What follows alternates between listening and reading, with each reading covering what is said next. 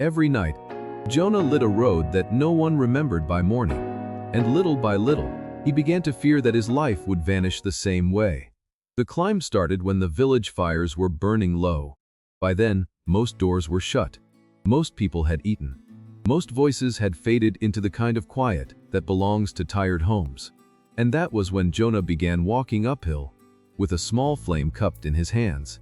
One lamp, then another, then another. Old iron posts stood along the mountain road, waiting in the dark. At each one, Jonah would stop, lift the glass, touch the wick, and watch a thin ring of light wake up around him. A little light on a dangerous road. That was all he gave the night. And by sunrise it was gone. The lamps faded. The road turned plain again. The rocks, the dust, the bends, the drop at the edge. All of it looked as if no one had climbed there hours before. As if no hands had worked. As if no flame had burned. That was the part that stayed inside him. Not the cold. Not the climb. That, because Jonah had once believed his life would leave more behind than this. He had once believed he would build something that stayed. Something solid. Something people could point to long after he was gone and say, that was his. He did that. But now his nights were being poured into a road that forgot him by morning. And after enough nights like that, a harder question began following him. Not, do these lamps matter? Something worse. If my best effort disappears before daylight, what kind of life am I living? He did not say that question out loud. He carried it up the mountain and back down again, night after night, like a second weight in his hands. Jonah had not always looked like a man who had given up on being seen. When he was younger, people in the village used to talk about him as if he would not stay long. He was quick, strong, steady under pressure, the kind of young man older people trusted with hard work, and younger boys copied without knowing it. He had dreams too, real ones. Not the kind people say just to sound brave. Years earlier, Jonah had packed a small bundle before dawn and planned to leave with a merchant caravan heading east. He still remembered that morning clearly. The road was open. His boots were tied. His heart was pounding so hard, he could feel it in his throat. Then his father collapsed in the yard before sunrise. The journey ended before it began. After that came debt, then burial, then seasons of fixing what was broken at home. By the time Jonah could have tried again, the fire inside him was no longer clean. It had become mixed with shame, delay, and the dull fear that maybe the road he once dreamed of no longer belonged to him. So he stayed. At first he told himself it was temporary. Then he stopped saying that. What he felt now was not simple sadness. Sadness moves. It reaches out. It asks to be comforted. This was heavier. This sat in his chest like a stone that had learned his name. One evening, after weeks of carrying that weight, Jonah climbed higher than usual and reached the small stone house near the upper bend. Elias lived there, the keeper of the mountain lamps. The villagers respected Elias, but never loudly. He was the kind of old man people lowered their voices around without meaning to. Some said he had buried more grief than most men could survive. Others said he had become quiet because there was no longer any need to speak more than the truth required. Jonah found him seated outside, cleaning soot from a lamp chimney. He did not waste time. I am tired, Jonah said. Not in the body in here. He pressed a hand to his chest. I work. I stay. I do what is needed. But every year it feels as though my life is getting smaller inside me. Elias looked at him for a long moment. Then he said, from tonight on, before midnight, you will light every lamp on the mountain road. Jonah frowned. That is your answer. That is where your answer begins. It felt almost insulting. Jonah had come carrying a wound, and the old man gave him oil, fire, and a job that sounded smaller than the life he was already trying not to hate. But he was too empty to argue long. So he took the flask, took the flame, and before the light was fully gone from the sky, Jonah began to climb. At first, Jonah treated it like labor. Nothing more. Climb the road, light the lamps, come back down, sleep. But the mountain was a bad place for a man trying not to hear himself think. There was too much silence up there. Too much time between one lamp and the next. The first nights were only tiring. The road was steep, the wind sharp, the iron cold enough to sting his fingers. Some lamps took flame easily. Others fought him. He learned which wick burned too fast, which hinge stuck in damp weather, which lamp near the eastern drop always seemed half dead by the time he reached it. Soon the work settled into his body. His shoulders started aching before sunset. His feet knew the road too well. His hands smelled of oil even when they were clean. And then something worse began.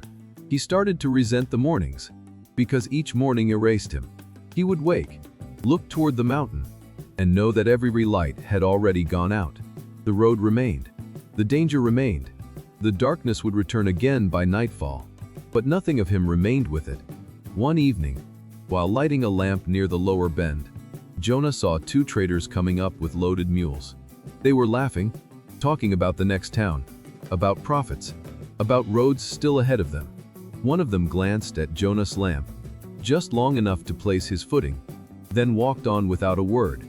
Jonah watched them go, not because they had done anything cruel, because they had not. That was what stung. They were living the kind of movement he had once imagined for himself, and to them, he was no more memorable than the post beside him. A few nights later, when he stopped near the well in the village before the climb, he heard a boy ask his mother, "Who lights the mountain lamps?" The woman answered while tying a bundle of herbs, "I don't know. Some keeper, maybe. It does matter who. What matters is that they burn." Jonah froze. The woman never saw his face. The boy never knew he was there. But the sentence hit him like cold water. It doesn't matter who. He went up the mountain with that line inside him. Lamp after lamp. Step after step. It doesn't matter who. By the time he reached the high curve, anger was moving in him like heat. He lit one lamp, then another. The third went out as soon as he closed the glass. He lit it again. It died again. On the third attempt, something in him snapped. He struck the iron post with his fist. Pain shot through his knuckles. He did not care. He stood there breathing hard, staring at the weak flames struggling behind the glass, and said, into the dark, "Even a lamp is valued more for what it does than the man who lights it." The mountain gave him no answer. The next nights were worse, because he had spoken the truth aloud. And once a man says the thing that has been rotting inside him, he cannot pretend not to know it anymore. Then came the night he almost quit. The cold had settled deep into the stones. Oil was low. The wind had teeth. Jonah had already climbed farther than usual, and ahead of him 3 lamps still waited along the upper bend, where the path narrowed near a loose edge. He stopped, just stood there. No one watching. No one to thank him for finishing. No one to curse him if he left them dark. He could go home now, he thought. Let the night keep what belongs to it. By morning it would all be forgotten anyway. He almost turned around. Truly. But then another thought came, harsher than hope. If I leave because no one sees me, then perhaps I was never carrying light at all. Only hunger. Jonah hated that thought. And because he hated it, he stayed. He lit all 3 lamps. But the next morning, he went to Elias with bitterness, sitting raw in his chest. "I came to you because I thought you might show me why my life feels empty," he said. "Instead, you gave me a task that proves exactly what I feared. The light matters. The road matters. The people passing through matter. But the man carrying the flame, he disappears." Elias listened without interruption. Then he said, "Not every light is lit for the one who carries it." Jonah looked at him, tired and unconvinced, because he was closer than ever to letting the mountain go dark. The answer came on the worst night of all. The storm began before Jonah reached the first turn. Wind slammed down the mountain without warning, hard enough to twist his cloak around his legs. Fog rolled over the road in thick bands until the lamps ahead vanished, almost as soon as he lit them. Rain came after that, cold, slanting, relentless. Jonah stood at the foot of the climb with the flame shaking in his hand. One sane thought came to him immediately. Let it go. No one should be on that road tonight anyway. For a few seconds, that thought almost won. Then he started upward. He did not feel noble. He did not feel inspired. He felt wet, annoyed, tired, and angry that he was there at all. The climb was brutal. Twice the flame nearly died in his hand. Several wicks were damp. One glass door would not shut cleanly, because the wind kept forcing it back open. Jonah had to relight the same lamp 3 times with fingers so numb he could barely feel the flint. By the time he reached the upper curve, water was running down his face. His boots were slick with mud, and he was breathing through clenched teeth. He lit the last lamp and stared at it. A tiny, shaking light. Weak, exposed, easy to kill. "That's my whole life," he muttered. Then he turned to go down. The storm had begun to thin by dawn, but the fog still hung low along the road. Jonah was halfway back when he saw movement through the gray. A man, bareheaded, desperate, running uphill with a child in his arms. The boy was wrapped in blankets and hanging limp against his father's chest. Jonah stopped. The man could barely see.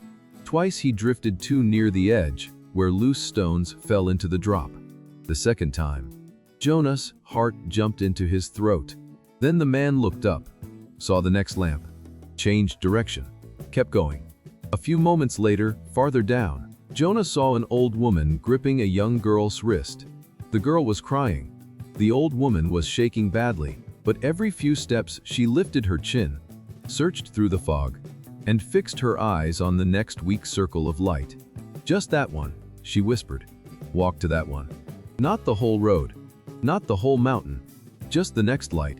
Jonah stood still in the cold and watched them move from one lamp to another, one small borrowed patch of safety to the next. Then the healer appeared from below, with 2 men carrying blankets and a stretcher. The father with the feverish boy shouted in relief when he saw them. "If the lamps had gone out, I would have lost the path," he cried. "I almost did. I could not see anything." And there, in the wet gray light of morning, Jonah felt the truth hit him clean and hard. The lamps were never meant to survive the dawn. They only had to hold long enough for someone to make it through the dark. Jonah did not speak. He did not need to. For the first time, the mountain road was no longer accusing him. It was answering him. Later that day, Jonah returned to Elias. The old man was seated outside the stone house, trimming a wick as if storms and revelations were ordinary things in this world. Jonah stood before him in silence for a moment, his clothes dry now, but something in him still unsettled. Then he said, "I have been measuring my life the wrong way." Elias looked up, waiting. Jonah took a breath. "I thought meaning had to leave a mark that stayed. I thought if a thing disappeared, it had failed. I thought if no one remembered the hands behind the work, then the work had swallowed the man." He glanced back toward the road. But those lamps were not worthless because they went out. They were enough because they held when someone needed them. Elias nodded once. That was all. And somehow, that was enough too. From that night on, Jonah still climbed the mountain. The road did not grow softer. The wind did not pity him. The lamps still died with the dawn, just as they always had. But Jonah no longer fought the work. Now he knew something deeper than praise. A life is not made small because it is unseen. A life becomes small only when it gives up carrying what it was meant to carry. And some callings are like that mountain road. No crowd gathers to applaud them. No songs are written about them. But somewhere, in the worst hour of someone else's night, they keep a person from falling. So if you have been feeling as though your days vanish, as though your effort leaves no monument, do not be too quick to call your life meaningless. The world remembers what shines the longest. Life is often saved by what shines at the right time. If this story touched something in your heart, share it with someone who may be walking through a dark season right now. And leave a comment below telling us what part stayed with you most. Subscribe to the channel for more deep life stories like this. I will see you in the next story.